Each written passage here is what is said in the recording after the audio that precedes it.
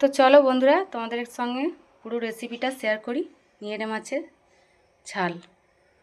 তো নিয়েরে মাছের ঝাল বা লটিয়া মাছও তোমরা বলে বলে থাকতে পারো। যে নামে ডাকে, এটা দুরকম নাম আছে, নিয়েরে মাছ আর লটিয়া মাছ। তো আমি এটা নিয়েরে মাছই বলি বেশিরভাগ।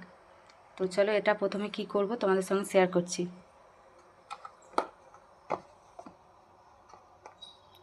প্রথমে অল্প 1 চামচের মতো একটু নুন দিয়ে দেব।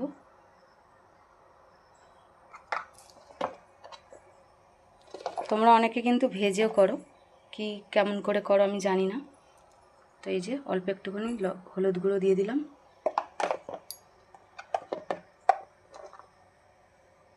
অল্প পরিমাণে একটু লঙ্কার গুঁড়ো দিয়ে দিলাম।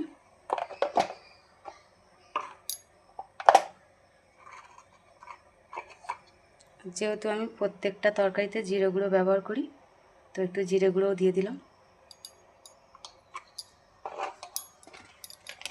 আর এখানে হচ্ছে চিকেন মশলা। তো চিকেন মশলাটা আমি প্রত্যেকটা রান্নায় ব্যবহার করি।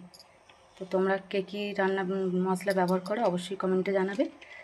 তো এটা অল্প করে একটু দিয়ে দিলাম, মাখিয়ে নেবো। প্রথমে আমি নিয়েরে মাছটা মাখিয়ে নেব। তো আমি কাঁচাই করি, মাখিয়ে নিই, পুরো মাংসের মতো করে মাখিয়ে নিই। মাংসটা যেমন মাখিয়ে নেয় সেরকমভাবে আমি মাখিয়ে নিই।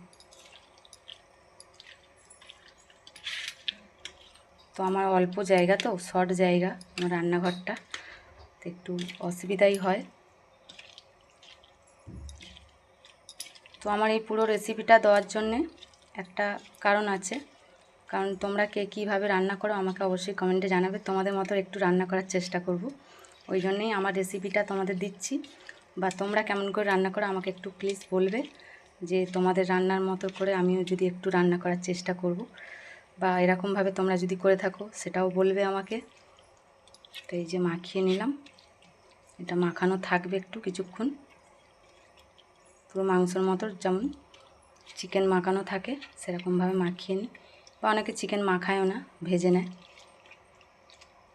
তো এই নিয়েরে মাছও কিন্তু অনেকে ভেজে রান্না করে, আমি শুনেছি, কিন্তু আমি কোনো দিন ভেজে রান্না করিনি। তো এরকম মাখিয়ে নিয়েই রান্না করি।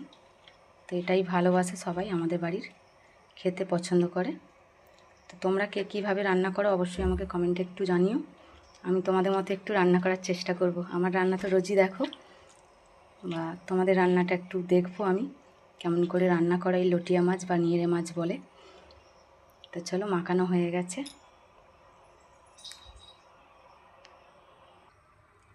তো এখানে আছে টমেটো, পেঁয়াজ,